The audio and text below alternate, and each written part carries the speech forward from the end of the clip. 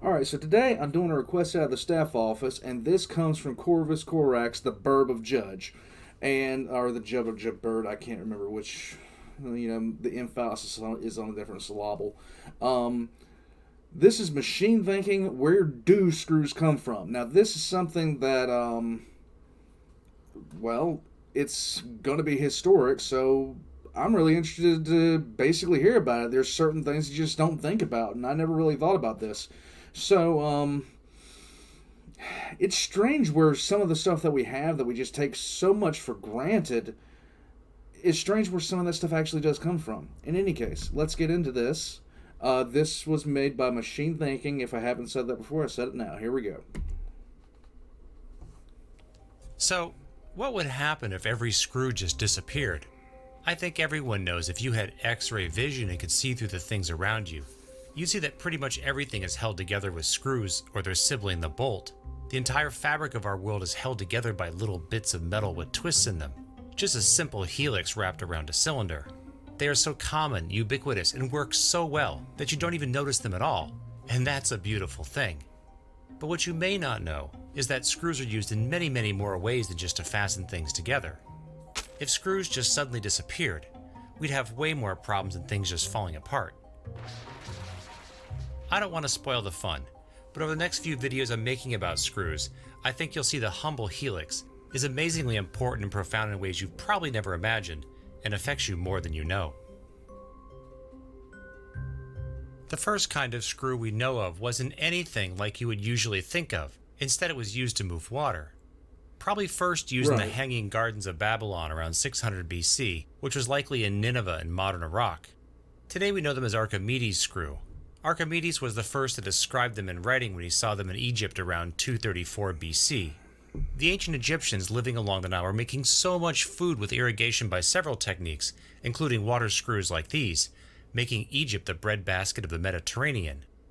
While primarily used to convey water throughout the ages, as it still is sometimes today, the water screw is beneficial, if not critical, for other uses, like in plastic injection molding, snowblowers, chocolate fountains, or if you have one of these in your combine harvester, you're looking at an idea well over 2,000 years old, and a better way hasn't yet been found.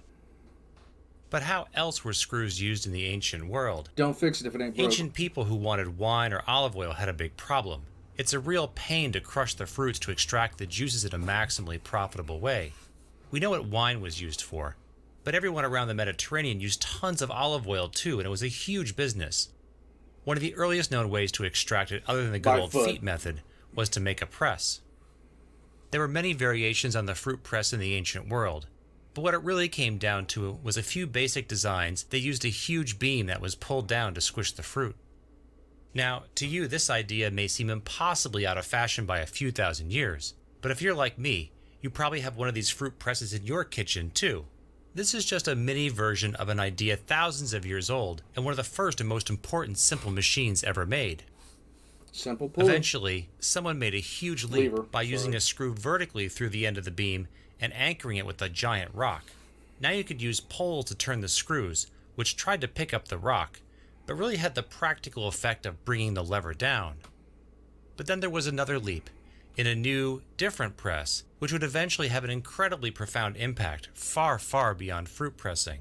This new press got rid of almost everything, and put the screw right on top of the fruit pressing on boards. This press had the advantage of being small, easier and cheaper to build, and still highly effective. Now a single person can easily pull a lever and exert a tremendous amount of force downwards on a simple, cheap machine that's also very productive. Or, alternately, you could make a larger version and employ a few people or animals to press a lot of fruit really profitably, and they were used until relatively modern times. But the importance of this style of press doesn't end with olive oil and wine. Oh no, it's way more important than that. In the next episode in this series, you'll see how this simple style of press and the pattern of this machine is something of a ticking time bomb. When combined with a few other inventions, roughly 1,500 years later, it would help kick off a chain reaction that would impact millions of people, where some of the best, but also some of the most horrible things that will happen in Western civilization really start to unfold, and which we're still dealing with today. But we're going to save that for next time. Just a little invention can have so much impact on the way that we live our lives. Even just you don't even think about this stuff. You really just don't, because it's so common to, the way we live is so common that to everything that we have that you don't even consider it. Like even something as simple as this right here, like this has a symbolism that goes back thousands of years. And, frankly, I'd love to see where that came from. In any case, moving on. Remember Archimedes, the guy who was the first to describe the water screw earlier? He's probably the inventor of a completely different way to use a screw, in something we generally now call a worm drive. This simple but clever device combines a screw acting as a special gear, and the worm wheel, which is a gear of only slightly different form. The brilliance of this cannot be understated, as it allows for a great conversion of rotational distance to torque in a very compact and elegant way, while also turning the direction of travel 90 degrees. It takes one full turn of the endless screw to advance one tooth of the worm wheel. This has a great advantage of a massive reduction by however many teeth you have in your gear to one. With this idea, and a few other tricks like the compound pulleys he also invented, Archimedes, also famous for designing war machines, probably used worm drives in lifting devices like his iron claw that allegedly pulled Roman ships partially out of the water, capsizing them. His lifting mechanism reputedly takes advantage of another important property of a worm drive, in that you can't easily drive it backwards, meaning rotation through the worm wheel won't spin the endless screw. This was possibly used to great advantage in his lifting mechanisms, as it meant the crank you turned wouldn't have to be held in place to keep it from spinning backwards, possibly injuring the crew.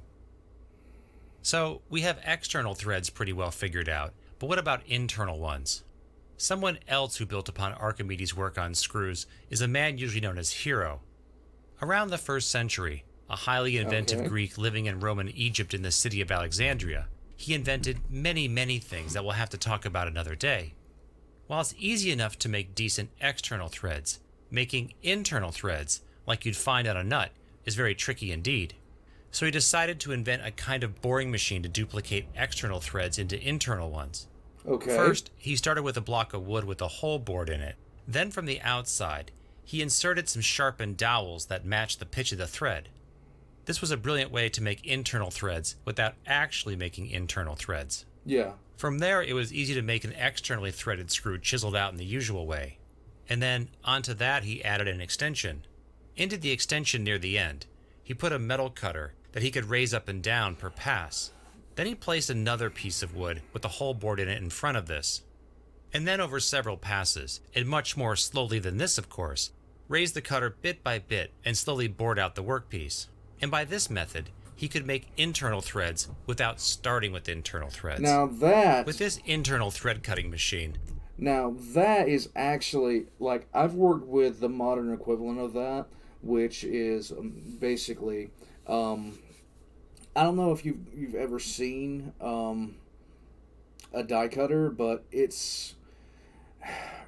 uses the same exact philosophy as that, only the central bar is connected, and you just have a sharp piece. You just take a hammer and you take a hammer and a punch. What we call a punch is basically a steel rod with a spike tip on it. You take the hammer and you punch down into it to give the bit, the head of the thing some bite. It takes time to get that to actually work in internal threads, and you can't. It takes a good amount of time and a lot of like touch and go, because you don't want to sit there and get the thing wedged. Look what's really happening here. This is a very early instance of a mechanism which is removing the skill of the operator from the equation and putting it into the machine. It takes a skilled person to cut the first master thread, but after that, with only a little training, someone else could run a machine like this and make a beautiful complex part, an internal thread, and do it again and again with high repeatability. And this is the basis for our mass-produced industrial world, putting the skill into mechanized machines that we just feed raw material and power. Remember the pattern of this particular machine. We're going to see it again. Hero used I his have no relatively doubt. high-quality screws and gears in a number of ways, and one of them was in something called the dioptra, which was a high-quality surveying instrument driven by worm drives on 2 axes. I have an antique telescope mount that works in exactly the same way, though only on 1 axis. This is literally the same mechanics as a device about 2,000 years old. Like mine, Hero's dioptra presumably had a scale on it as well, so you could understand how much you've moved as you turn the screws. Doesn't that make it some form of early micrometer? But what about the small metal screws we're so familiar with? Where were they first used? We have to jump ahead to the late medieval period to Germany in the late 1400s.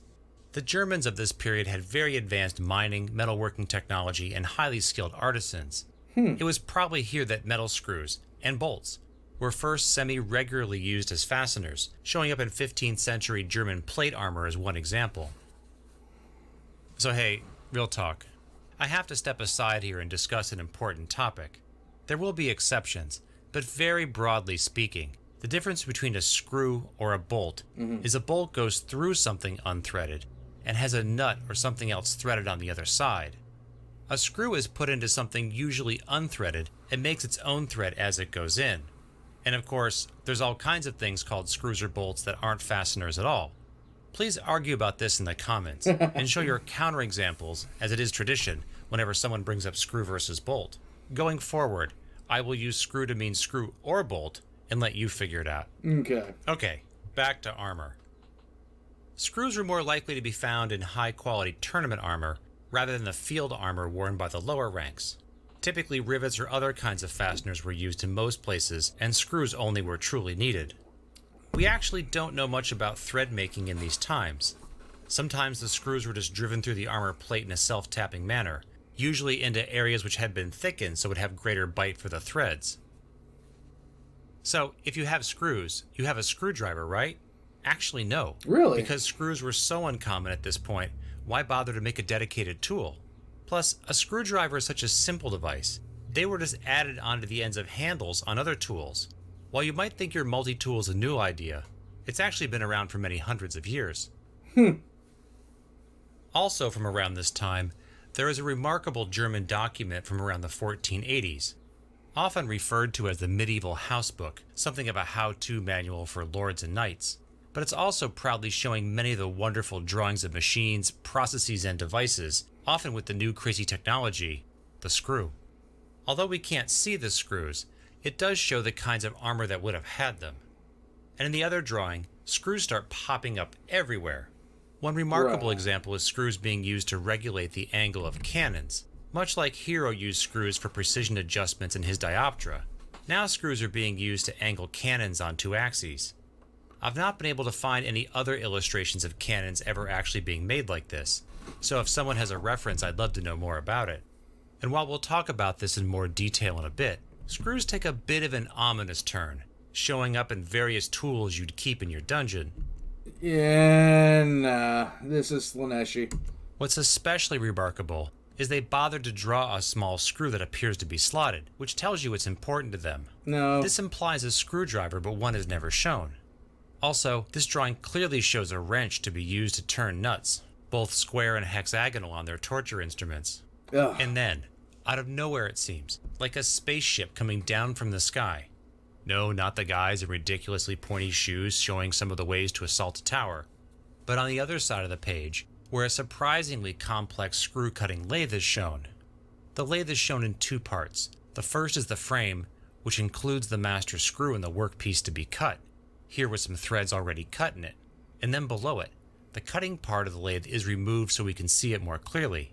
It fits into the frame of the lathe in the slot under the master screw in the workpiece, held in place by a wedge.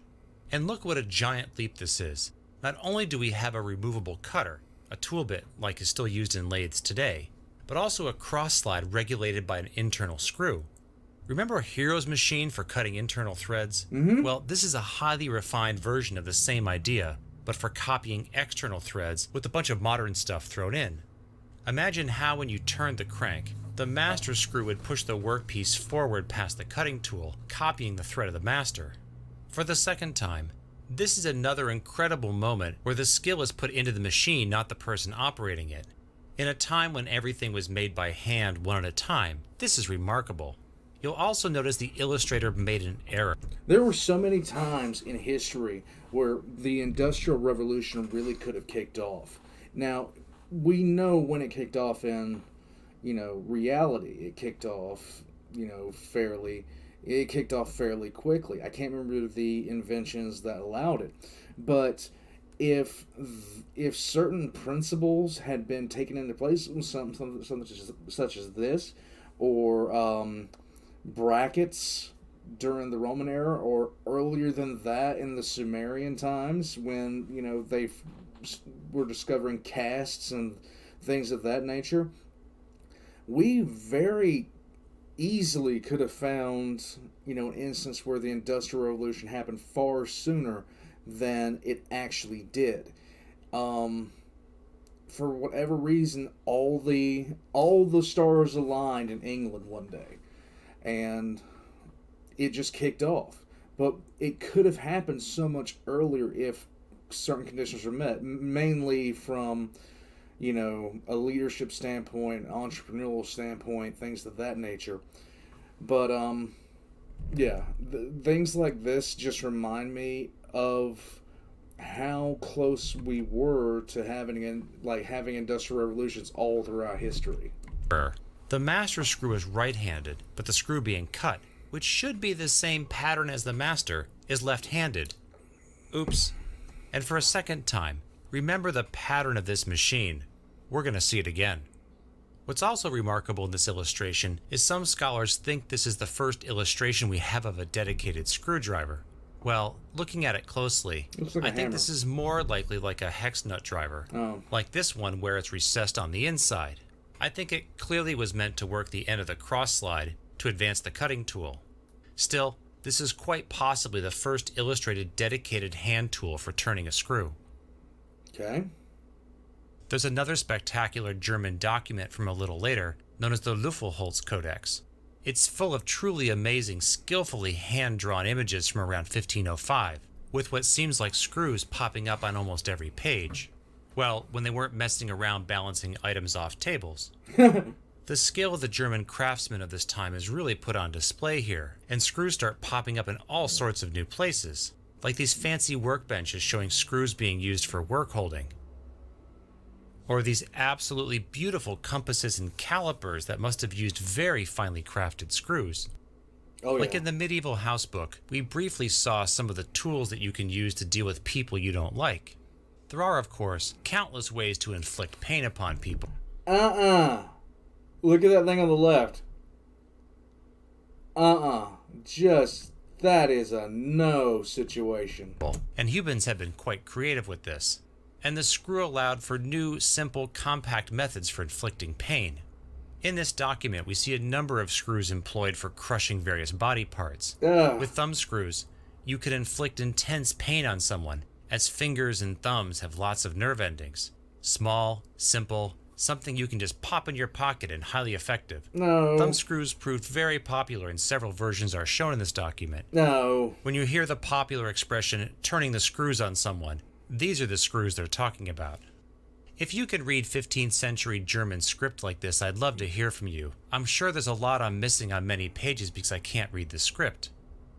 Thanks to the relatively recent import of the Chinese invention gunpowder, we start seeing firearm technology illustrated.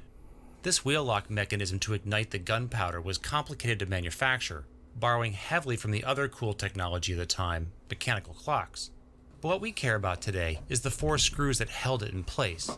With the violent and strong forces of a firearm, small screws bite into wood and hold better than a small nail would. Yes. And although the first metal screws and bolts were possibly used in armor like mentioned earlier, those were not commodities. Probably the first really wide use of small metal screws at large scale was as fasteners in firearms, which kicked off industries in Germany and France in particular. And see, look at that. That is ridiculous. Look at the craftsmanship, the art in this. This was hand done. This was hand carved. Like every bit of it. Look at the there's the dog. You got the buck right there. This is a rifle, I think. I don't think it'll be a pistol. It'll be a rifle. it just, for screw making specialists. These are obviously very fancy guns, but it was soon common for firearms of all kinds to have screws. Remember Hero's internal threading machine, which may have been the first machine to make internal threads? Or the screw cutting lathe from the house book? They basically had a handle on one side which drove a master screw, which moved a workpiece past a cutting tool copying the thread. About 500 years later, this exact pattern of a machine would be used again, but for a very different purpose, and one you owe a great deal of debt to. In 1877, a man in Menlo Park, New Jersey, used that same machine pattern not to cut screws per se, but to make grooves into a tinfoil covered cylinder. Mary had a little lamb, its feet white as snow, and everywhere that Mary went, the lamb was sure to go. That man was, of course, Thomas Edison, and he had invented the first machine which could record and play back sound. Of all the inventions he would have a part in, he was extremely proud of it and said this was his favorite. Though I have no clue if he was directly inspired by those earlier machines, I think it's more likely just an elegant solution to a similar problem. For various reasons, Edison would eventually lose out to the flat circular records we know today. But his cylinders did have one big advantage. You could record onto them, unlike the flat records, so these machines lived on until the 1950s. And you know what? I happen to have one. Ooh. And I didn't just buy it for this video either. I bought this when I was a very young man and was fascinated by its beauty and what it stood for, and it's been on a shelf wherever I've lived for decades. This one was made probably in the late 1920s. At first, mine doesn't look like Hero or the Housebook's lathe, or even Edison's first prototype models. Until you turn it around, and then, aha, there is the master screw to guide the cut of the helical groove. It's the same exact principle as Hero and the Housebook screw cutting machines, just slightly modified to be folded back on itself connected by an internal clutch. In the decades I've owned it, I've never tried to use it. Maybe in a future episode? Nice. So there you have it. The first episode on the history of screws. Nice. We've seen screws used in many different ways, from raising water to fruit presses, war machines, the worm drive in precision measuring, then into armor, firearms, torture devices, early screw cutting machines, guns, to the machine that brought us recorded media, which is the oh so distant ancestor of you listening to me now. There's so much more to the history of screws though, as they've been used in so many other ways. Thankfully, we do have screws as fasteners though, and I think we're all happy that they can hold the world together. If you want to know more, the next stop on your journey is to hit the thumbs up, subscribe, and bell buttons if you haven't already. It really does help get the word out and helps keep me going. Did you learn something today? Yes. What do you think about screws? What screws are around you right now? Let me know in the comments. Thanks for watching. I'll see you next time. All right. So that was some. I like history that is non-traditional as well as traditional. And some of this stuff I knew, some of the stuff I just flat out didn't. I didn't know, like, when did somebody, it's just so senseless. It's like, we look back at it now, we look back now, and we take some of this stuff just for granted, just absolute granted. Like, the cap on this plastic bottle is based off that technology. I mean, and like the top of it is based off that technology. We use this stuff every single day, and at some point somebody thought of this crap, and it seems so basic to us now. It seems so relentless, just absolutely basic. But at the same time, somebody actually had to envision that at one point. And although it seems relatively simple to us to sit there and be like, oh, well, of course somebody would have thought of that. Would they really? I don't know where I'm going with that. But this was an enjoyable video for me to watch, just from a historical standpoint. Real quick thing about this summer. It's a hot one. You can see I have everything closed up. It's just now starting to cool down in this room where I can get some stuff done. This room is sweltering right now, but I'm glad to be able to record some videos. So my schedule is going to change drastically as of Monday. I don't know exactly how bad. I do know that I'm going to have to come up with a new schedule of how I do things. And once I figure that out, I'll let you guys know. Until then, like and subscribe if you guys haven't already. I hope this interested you. If so, jump on over to his channel, check out more of his stuff, because this is the kind of there's so much stuff that we take for granted in this world that, frankly, it's interesting when you hear about it for the first time. In any case, I'll catch you guys next time. And hit the wrong buttons because I'm terrible at this.